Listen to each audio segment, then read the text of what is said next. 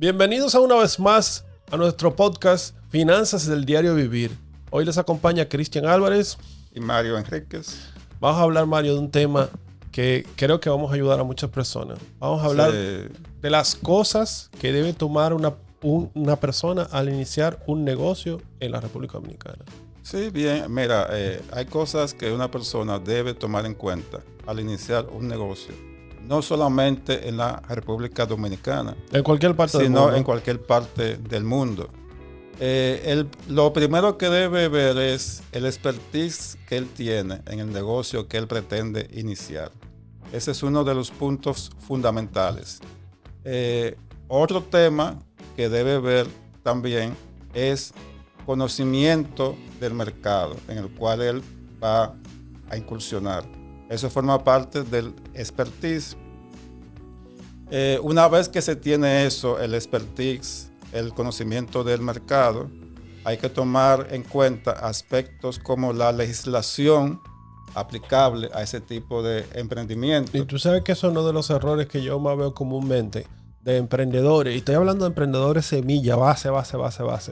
Que llegan principalmente del área de tecnología, llegan y empiezan un negocio y no se asesoran bien o no se acercan bien con el tema legislativo, y después tú lo ves que tienen trabas para iniciar su negocio o no trabas, o inician el negocio y las proyecciones que ellos tenían no coinciden con lo que ellos quieren hacer por algún tipo de legislación. Mira. Normalmente con el tema tributario hay muchos problemas, pero yo he visto, por ejemplo, yo tengo un cliente en estos días que su problema era sobre legislación medioambiental. Medioambiental, bueno, mira, no solamente la legislación medioambiental, con el tema de la tecnología está la legislación que tiene que ver con los derechos sobre ese activo intangible, que puede ser un negocio tecnológico que desarrolle un software.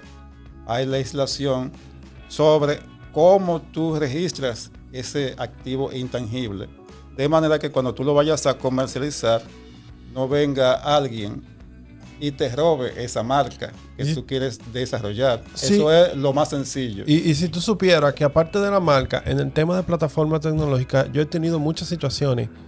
Tú sabes que yo tengo una compañía de tecnología. Y en esa compañía a mí no me ha tocado, pero sí me han consultado mucho sobre, por ejemplo, un empleado que se roba el software de una empresa, le cambia 3 cosas y después lo vende. O sea, sí. Y eso yo lo he visto, e incluso una vez fui invitado como, vamos a decir, asesor o perito a un tema legal que estaba en tribunales por ese tema. O sea, eran socios, en este caso no eran empleados, eran socios. El que se quedó con la compañía se supone que debía quedarse con el sistema. Yeah. El otro se llevó los códigos fuentes, le cambió los colores, un par de cosas y puso el mismo sistema. Sí, fíjate, eso es parte de no saber la legislación y los procedimientos para proteger tu propiedad intelectual, el activo intangible. Otra cosa que yo he visto, que precisamente ayer yo estaba con un negocio que tiene un tema, un inconveniente, vamos a llamarle, con un software desarrollado por una persona. ¿Qué sucede? Que esa persona desarrolló el software para la empresa, pero no hay manera de que la empresa obtenga el código fuente. No hay manera que la empresa obtenga una seguridad de que ese software está funcionando adecuadamente. Entonces, si usted va a iniciar un negocio de tecnología, tiene que tener en cuenta no solamente los derechos suyos sobre los software que usted desarrolle, sino también garantizarle a su cliente los derechos que puedan tener sobre los software que le contratan que usted haga. Sí, porque hay varios temas que hay que tomar en cuenta. Y nos estamos metiendo como en un tema más de tecnología, pero cuando a ti te contratan para un sistema, un software, tú tienes, como, vamos a decir, a grandes rasgos, tú tienes 3 vertientes. A ti te contratan pagándote el desarrollo de algo que es del cliente. a ti te contratan pagándote que al final el software, tú haces el software completo y te pagan es el licenciamiento. Es el último. Okay. El tema es que te pagan incluyendo los códigos fuentes. Entonces, y por último está el tema del licenciamiento, que es cuando el software es mío y yo lo que hago es que te doy una licencia. Entonces, cuando el software es mío, yo lo que hago es que te doy una licencia. Tú nunca tienes propiedad del software. Tú lo que tienes es un derecho de uso, es como un alquiler. Sí. Pero, ¿qué pasa? Hay software que llega a un nivel de madurez donde tú puedes manejarlo prácticamente sin la necesidad del soporte de la casa matriz. Y, bueno, ahí tú no tienes tema con el licenciamiento, porque mientras tú hayas pagado la licencia, tú puedes seguir usando. Pero cuando a ti te pasa, y eso se me da mucho, que un individuo desarrolla, y eso es lo que más se me da, un individuo desarrolla un sistema. Cuando digo que más se me da, no es que se me da a mí, porque yo yo represento una compañía, sino que se me da como caso de a lo que yo voy a ofrecerle servicio. Un individuo desarrolla un software y de repente, uno de los últimos casos que yo tuve, de repente el individuo se decidió irse a vivir fuera. Y desde donde él vive no tiene tiempo, porque ahora mismo remotamente se puede dar mantenimiento a cualquier sistema, pero donde él vive no tiene tiempo, no tiene forma, y quedó ese software como huérfano, porque nadie le daba soporte y cada vez que había un problema era difícil. Sí. Mira lo que te voy a comentar. Una de las cosas cuando usted va a iniciar un negocio es tener bien claro el plan de negocio, cómo usted lo va a desarrollar el negocio, qué tipo de servicios usted va a ofrecer. Como tú bien dijiste, una empresa de software puede ofrecer 3 tipos de servicios, pero todo eso debe estar definido desde el inicio. Cuando usted se acerca a los clientes, debe saber qué el cliente le puede contratar y en cada tipo de contratación tener un contrato, ¿verdad? Donde por lo menos un modelo se especifique el alcance, los entregables, los plazos y los compromisos que tanto el cliente como usted asumen a la luz de ese contrato. Esa es la parte legal. Eso es sin irnos a los demás componentes de la parte legal que tú has mencionado. Que es la parte legal tributaria, la parte legal impositiva, sí, la parte legal también en tema de código laboral, vamos a decirlo así, o laboral, incluyendo el código laboral y también incluyendo el tema de seguridad social. Y también eso da mucho problema. Mira, un aspecto también que deben tomar en cuenta es la ley de sociedades. En la ley de sociedades hay diversos tipos de compañías. La más común en República Dominicana es la SRL, pero también hay sociedades anónimas simplificadas. Esos son los 3 tipos de sociedades que más se conocen, o sea, que son más usadas, aunque hay otras. Hay otros vehículos, o sea, si hablamos de vehículos societarios, hay varios vehículos. Por ejemplo, también está el fideicomiso, la empresa, o la entidad individual de responsabilidad el IRL, sí, donde una persona física dice: yo voy a destinar una parte de mi patrimonio para constituir ese vehículo que no es societario, ese vehículo empresarial, porque no es una sociedad. Por eso utiliza el tema de vehículo. Sí, la sociedad es 2 o más personas, que son las SRL. Entonces, un emprendedor también debe conocer todos esos tipos de vehículos legales, porque cuando usted emprende como persona física, tiene una responsabilidad legal ilimitada sobre todos sus bienes, en principio. Tú sabes que nosotros somos consultores la vida nos ha enseñado a manejarnos en diferentes campos y nos ha tocado casi prácticamente jugar diferentes bases. Sin embargo, cuando yo voy a iniciar un proyecto, hay un dinero que yo no me ahorro. ¿Cuál es? El de sentarme con un abogado que me explique todo lo que tiene que ver con la parte todas las partes legales que tienen que ver con ese negocio. Eso es un consejo sabio. Eso yo no me lo ahorro. Sí. Y yo le diría que no se ahorren ni lo del abogado ni lo del contador. Ahora, busquen lo bueno. Sí, no el primo que acaba de graduarse de la universidad. No, busquen lo bueno. Porque existe una plataforma en internet donde una persona que no es abogado puede crear una compañía vía la Cámara de Comercio y hacer todos los trámites. E inclusive te dan unos formatos preelaborados de los estatutos. Pero eso es genérico. Entonces, muchas veces esos formatos genéricos y esas gestiones genéricas que te dan de forma gratuita, no es que no las utilicen. Ustedes van allá, descargan todo lo que tengan que descargar para tener una base y sobre esa base verifican si eso se ajusta a lo que ustedes van a emprender. Si no se ajusta, pero la forma más recomendable de hacerlo, si se ajusta o no, es consultarlo con un abogado experto en temas de sociedades. Cuando yo he recibido multinacionales que vienen a ponerse aquí, no escatiman esfuerzo en saber el mínimo detalle que tiene que ver con el rubro de su negocio antes de picar la primera piedra.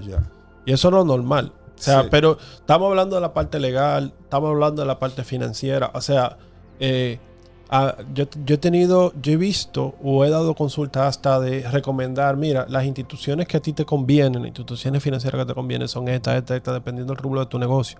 También me llegan muchos que vienen y recibieron una primera consulta y le hicieron una compañía estandarizada, como tú dices, pero tal vez están pagando hasta impuestos de más simplemente porque debieron utilizar otro vehículo o la persona que lo asesoró no sabían o ellos no sabían y se fueron por una compañía normal, estándar, cuando hay otro vehículo que te pueden dar mejores beneficios. Entonces son como temas que está bien, está bien la parte legal, está bien la parte contable, pero hay una parte que incluso también tiene que ver hasta con la estrategia del negocio, que tú debes de analizar la profundidad antes de tú dar el primer paso. O sea, sí, mira, tú tienes toda la razón.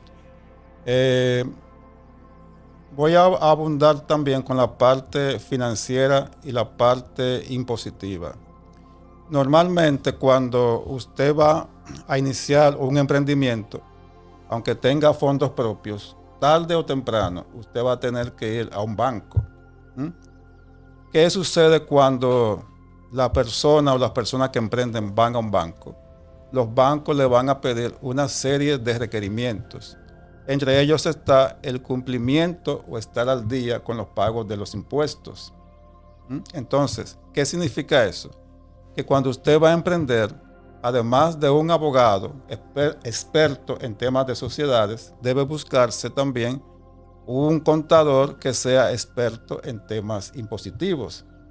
Que una vez que usted tenga definido, como dice Cristian, el tipo de negocio y la estrategia comercial que va a usar, ese experto impositivo le puede recomendar cuáles son los aspectos fiscales o aspectos tributarios que usted debe tomar en cuenta para el correcto manejo en esa área de su empresa, porque eso impacta sobremanera el desenvolvimiento de las empresas. ¿Qué es lo que sucede en nuestro país? Las obligaciones tributarias de una empresa que surge son prácticamente las mismas de una empresa que tiene 20 años en el mercado. Yo estaba hablando de eso hace poco con unos amigos que decía que esa vara con la que nos miden a los emprendedores es la misma vara con la que nos miden a empresas que ya tienen muchos años y que eso debería de cambiar porque la verdad es que no es justo. No es justo, más si tú quieres como nación establecer un modelo de desarrollo en el cual el emprendedurismo es el pilar en muchas de las sociedades como modelo de desarrollo. O sea, tratar de desarrollar más emprendedores, más empresas, que la riqueza se distribuya más. Deberían de enfocarse un poquito en eso. Pero es un tema hasta político. Y hemos tocado hasta eso en podcasts anteriores. Mira qué es lo que sucede también. Aparte de saberse manejar con el tema tributario, un emprendedor también debe saber lo que es la ley de compras y contrataciones públicas, sobre todo si en su plan de negocios entiende o desea venderle al Estado.